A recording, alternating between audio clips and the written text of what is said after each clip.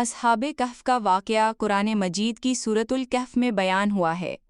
یہ واقعہ ہمیں بتاتا ہے کہ ایمان کی حفاظت کے لیے انسان کو کیسے قربانی دینی پڑتی ہے اور اللہ کس طرح اپنے مخلص بندوں کی مدد کرتا ہے۔ زمانہ اور حالات۔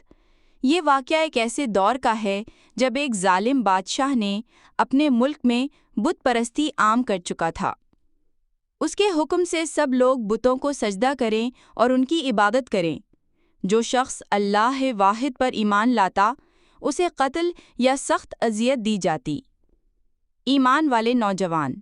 شہر میں چند نوجوان ایسے تھے جو سچے دل سے اللہ کو مانتے تھے۔ یہ سب مال و دولت اور طاقت رکھتے تھے لیکن توحید پر ثابت قدم تھے۔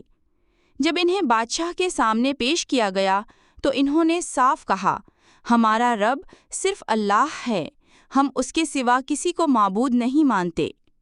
بادشاہ نے انہیں سزا دینے کا حکم دیا لیکن انہوں نے ایمان بچانے کے لیے شہر چھوڑنے کا فیصلہ کیا۔ غار کی پناہ۔ یہ نوجوان شہر سے دور ایک پہاڑ پر پہنچے اور ایک غار میں پناہ لی۔ انہوں نے اللہ سے دعا کی، اے ہمارے رب، ہمیں اپنی رحمت عطا فرما اور ہمارے لیے ہمارے معاملے میں راہ راست پیدا فرما۔ اللہ تعالیٰ نے ان پر خاص نیند طاری کر دی۔ وہ 300 یعنی قمری سال اور 9 یعنی شمسی سال مزید سوئے رہے۔ اس دوران سورج کی روشنی اس طرح غار میں داخل ہوتی کہ ان کے جسم محفوظ رہیں۔